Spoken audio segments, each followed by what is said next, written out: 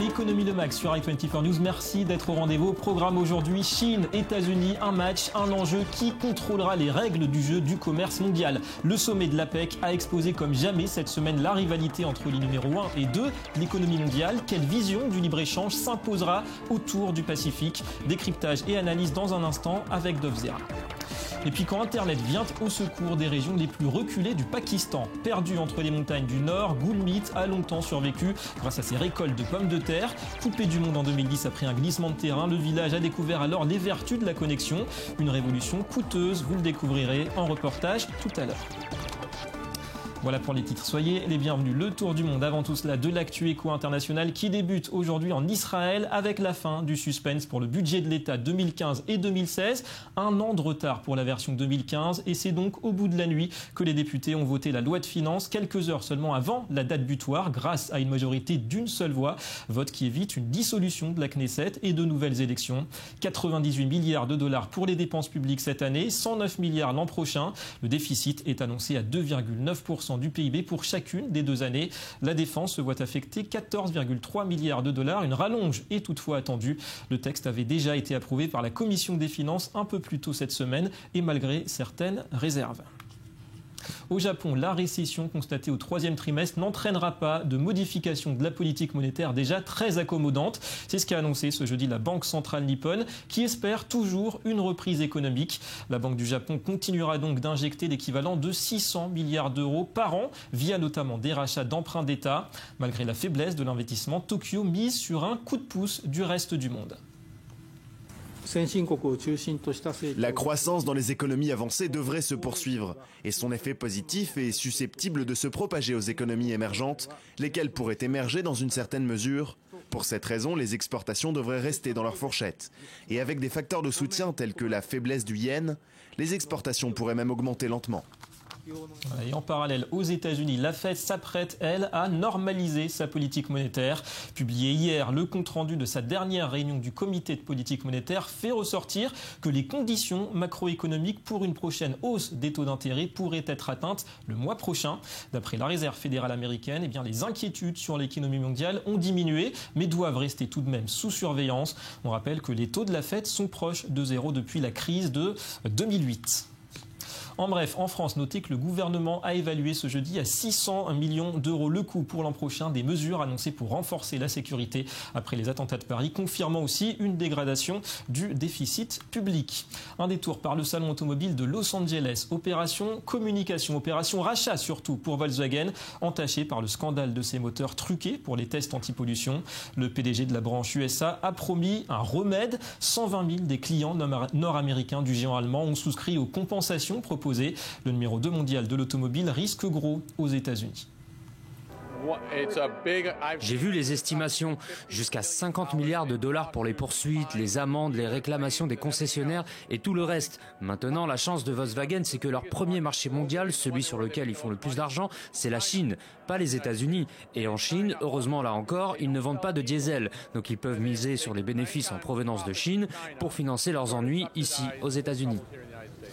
Voilà, et puis un mot du marché de la téléphonie mobile. 353 millions de smartphones vendus dans le monde au 3e trimestre 2015 d'après Gartner, soit une hausse de 15,5% sur un an. Android, le système d'exploitation de Google, et l'iOS d'Apple s'accaparent 98% des parts de marché. Samsung reste la première marque devant, bien sûr, Apple.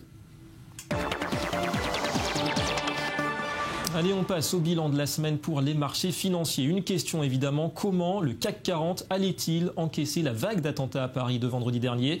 Après une séance plutôt hésitante lundi, les investisseurs ont trouvé visiblement des raisons de rebondir dès mardi. Bonjour Eric Lewin, comment expliquez-vous cette solidité? Oui, David, durant la semaine, les marchés ont fait preuve d'une incroyable résistance. En fait, tout ce qui concerne les attaques du Bataclan et la tragédie du week-end dernier ont été très vite oubliés par les investisseurs. À peine la baisse a-t-elle duré une matinée, c'est-à-dire la matinée de lundi. Finalement, on termine même sur une semaine en légère hausse, que ce soit à Paris ou même aux États-Unis. Alors du côté des États-Unis, on a eu les minutes de la Fed qui étaient très attendues. Il y aura bien, selon toute vraisemblance, une hausse des taux en décembre, mais la hausse sera très graduelle, c'est-à-dire qu'il ne faut pas s'attendre à de très fortes hausses en 2016. Et ça, les marchés aiment ce genre de langage, aiment ce genre de discours, et donc il est tout à fait probable que s'il n'y a pas d'événements exogènes, on puisse continuer à monter d'ici la fin de l'année. À noter également une grosse opération financière puisque l'Air Liquide a jeté son dévolu sur Airgas, qui est une compagnie américaine. Air Liquide qui est maintenant leader dans tous les continents dans le domaine des gaz industriels. Ouais, Air Liquide dont le chiffre d'affaires devrait maintenant se rapprocher des 20 milliards d'euros par an. Merci Eric Lewin. C'est une question de suprématie régionale. De part et d'autre du Pacifique, Chine et États-Unis entendent bien imposer chacun sa vision de l'avenir du commerce international et son méga projet de libre-échange. Au TPP de Washington, conclu en octobre, Pékin répond FTAAP. Alors plus qu'un match de lettres, c'est sans doute l'expression d'une rivalité et d'une tension de plus en plus manifeste. Le sommet de l'APEC qui se clôturait ce jeudi l'aura démontré cette semaine. C'était à Manille, aux Philippines. Laura Duhamel nous en fait le récit. C'est un sommet sous haute tension qui vient de s'achever. Le grand rendez-vous de l'APEC à Manille rassemblait cette semaine 21 chefs d'État de l'Asie-Pacifique, 57% de l'économie mondiale et plus de la moitié des échanges internationaux. Si la rencontre permet chaque année d'aborder des dossiers majeurs, dont le libre-échange, elle a cette fois mis en évidence le duel entre la Chine et les États-Unis. Et ce, malgré les vœux pieux des leaders. Nous devons nous concentrer sur le développement et ne pas économiser nos efforts pour promouvoir un environnement de paix, propice au développement, et ne jamais permettre que soit perturbé le processus du développement. Pas de quoi empêcher les États-Unis de profiter du sommet pour aborder le regain de tensions territoriales en mer de Chine. Depuis des années, Pékin revendique des droits sur la quasi-totalité de la zone. D'énormes opérations de remblaiement ont été lancées pour y asseoir sa présence, ce qui a provoqué l'ire des pays frontaliers comme le Vietnam et les Philippines. Les États-Unis ont riposté en envoyant notamment des bombardiers.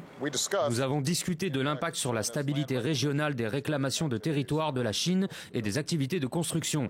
Nous sommes d'accord sur le besoin d'actes audacieux pour apaiser les tensions, y compris des engagements pour interrompre plus de récupération, de nouvelles constructions et la militarisation des zones disputées en mer de Chine méridionale. Et cette mésentente s'inscrit dans une véritable guerre d'influence entre Pékin et Washington. Au-delà du contentieux territorial, les deux pays veulent imposer des accords de libre-échange différents. Le TPP, plus grande zone de libre-échange au monde, a été signé le mois dernier par 12 membres de l'APEC, dont les États-Unis. La Chine en a été exclue volontairement. Mais le géant asiatique n'a pas dit son dernier mot. Le gouvernement chinois travaille de son côté au FTAAP, sa propre zone de libre-échange. Et si ce traité devient réalité, il devrait surpasser son rival. De nos jours, avec divers accords régionaux de libre-échange, il y a des inquiétudes sur une possible fragmentation. Nous devons, par conséquent, accélérer la réalisation du FTAAP et faire avancer l'intégration économique régionale. Cette année, l'APEC a donc cristallisé les rivalités sino-américaines. Mais ce ne sont pas les seules tensions qui ont émaillé ces 2 jours de rencontres. Les Philippins sont descendus par centaines dans les rues pour protester contre l'argent alloué par leur gouvernement pour cette organisation.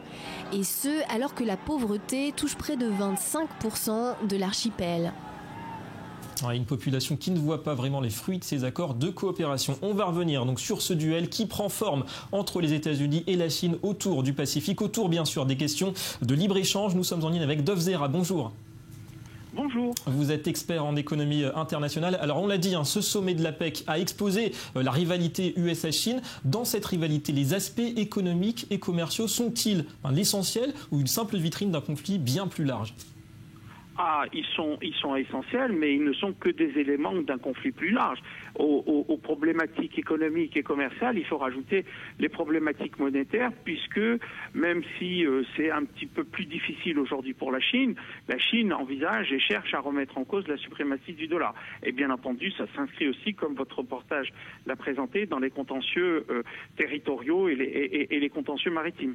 Des contentieux d'un ordre général. Quelles sont, d'après vous, les principales distinctions que vous feriez entre la vision du libre-échange Made in USA et celle de la Chine, donc TPP pour les États-Unis, FTAAP pour la Chine? Sur quel point y a-t-il des différences vraiment fondamentales? La différence est fondamentale, c'est que en fait la Chine a des relations avec ses voisins qui sont des relations de sous-traitance. La Chine a une organisation de son travail et une répartition faite par ses entreprises du travail qu'elle confie à des pays comme par exemple le Cambodge, qui est pour le moment le sous-traitant en matière textile de la Chine, et maintenant ils sont en train de changer vis-à-vis de la Birmanie. La relation américaine avec ces pays asiatiques est totalement différente. Les Américains font des investissements étrangers dans ces pays et ils sont dans une relation de libre-échange, de détermination de normes. Ce n'est pas du tout le même contexte et la même relation. Ouais, pas la même nature. Et entre Pékin et Washington d'ailleurs, qui est le plus protectionniste entre guillemets des deux et qui est aujourd'hui aussi le plus attractif, TPP ou FTAP, pour les pays de moindre importance, on va dire, dans la région? Là encore, probablement c'est Washington qui est le plus libre-échangiste, c'est Washington. Mais on peut aussi contester ce libre-échange parce que par derrière il y a la présentation d'un certain nombre de normes, de procédures. Les Chinois de ce point de vue-là sont plus souples, plus libéraux, même si, je dirais, dans les courants d'échange, le protectionnisme est plus fort. Ouais. Et pour finir, une zone de libre-échange entre les deux géants, imaginons, est-ce que ça vous semble possible à long terme et même souhaitable? Possible, c'est compliqué, ça va être compliqué. Éminemment souhaitable, bien entendu. Il ne faut surtout pas rentrer dans ce genre de guerre commerciale. Il faut trouver des accords, trouver des concessions, trouver les voies et moyens d'un libre-échange aussi important que possible pour l'ensemble de la planète. Merci beaucoup, Dov Zera, pour ces éclaircissements. Et direction le Pakistan, 6e pays le plus peuplé au monde et qu'on présente parfois comme une potentielle économie émergente. Malgré la croissance, plus de 4%, eh bien Internet est loin d'être une norme. C'est même un luxe dans certaines régions comme à Gulmit, où il aura fallu attendre d'être isolé du monde il y a 5 ans suite à un glissement de terrain pour découvrir les avantages d'une connexion au monde. Une connexion tout de même pas toujours accessible, comme vous allez le voir, quand le web prend le relais du commerce de pommes de terre. C'est un reportage de nos confrères de l'AFP. Gulmit, au cœur des montagnes du nord du Pakistan. Pendant des années, la culture de la pomme de terre était le seul gagne-pain de ce village reculé. Mais en 2010, il a été coupé du monde par un glissement de terrain qui a donné naissance au lac Databad. N'ayant pas les moyens d'exporter leurs produits par bateau, les habitants ont dû s'adapter. La solution, Internet et le télétravail, avec la création d'un centre de formation par une ONG locale financée par des fonds européens. Nous donnions des cours de mobilisation de ressources en ligne pendant 1 mois, de e-marketing pendant 2 mois, de design graphique pendant 3 mois et une formation au logiciel de comptabilité en ligne pendant 1 mois. 700 apprentis ont ainsi été formés. Grâce à ce projet, Gulmit a été connecté à Internet pour la toute première fois. C'était en 2012 une révolution pour les villageois. À l'époque, on ne savait rien de l'actualité. On ne savait pas ce qui se passait à l'intérieur de notre pays, ni dehors. Alors le fait d'être connecté au monde entier, ça a été un moment glorieux. Tout ce que je veux dire, c'est qu'on veut Internet à nouveau. Car la lune de miel n'a pas duré. Au bout de 2 ans, le financement s'est tari et l'abonnement, trop cher, a été interrompu. Karim Aslam est désormais le seul à avoir Internet dans l'ensemble du village et ça lui coûte presque la moitié de son salaire. Transcripteur, il reçoit des enregistrements audio de médecins américains, la plupart du Tennessee, et leur renvoie le texte écrit. S'il n'y avait pas de problème pour avoir Internet, j'aurais formé plein d'autres gars et on aurait pu travailler davantage pour les États-Unis ou d'autres pays. Mais la situation est en train de changer. L'automne dernier, la Chine a fini la construction d'une route contournant le lac Databad, rendant à nouveau possible l'exportation des pommes de terre et autres produits locaux. Et les habitants espèrent retrouver Internet un jour avec l'arrivée du filaire. Certains pensent même déjà à vendre leurs récoltes en ligne. Voilà, de quoi donner peut-être un nouvel élan à cette région. Allez, le Media Watch, c'est tout de suite. La revue de presse avec aujourd'hui un gros plan sur le commerce des vidéos amateurs. Bonjour Laura Duhamel. Bonjour. Alors c'est l'une des tristes conséquences des attentats de Paris. Oui, comme souvent, eh bien, le malheur des uns fait le bonheur des autres. Alors ici, les derniers événements tragiques de Paris ont inspiré un nouveau commerce, celui des vidéos amateurs. Elles se vendent comme des petits pains, c'est ce que nous révèle aujourd'hui le quotidien Le Monde. On y apprend que des journalistes se sont rendus aujourd'hui à Saint-Denis pour tenter d'y acheter ces fameuses photos, ces fameuses vidéos. Alors comme dans tout marché, les prix sont variables. Ici, ça irait de 100 à 500 €. Tout dépend évidemment du contenu. Alors plus inquiétant par contre, ce petit commerce à la sauvette est en ce moment même pratiqué couramment par certains médias, notamment les médias britanniques qui achètent à prix d'or ces photos, ces vidéos pour ensuite les diffuser sur leur site internet. C'est notamment le cas de cette fameuse photo du Bataclan où l'on voit des corps à terre, une photo que les médias français ont refusé de diffuser pour des raisons d'éthique évidentes, mais que le Daily Mail se serait lui procuré via une transaction financière. Et puis plus léger, Laura, vous nous parlez de New York maintenant. Oui, on parle de New York qui continue de nous vendre du rêve, mais du rêve à prix d'or, puisque sa 5e avenue vient d'être élue l'artère la plus chère du monde, et ce pour la 2e année consécutive. Alors 23 178 €, c'est le prix du mètre carré, David, et ça se passe de commentaires. No comment, en effet. Merci beaucoup, Laura. Très bientôt. Voilà, fin de cette édition. Merci à vous d'avoir été avec nous. Économie Le Mag revient très vite sur i24 News. La suite de vos programmes et de l'info, c'est dans un instant. Restez avec nous.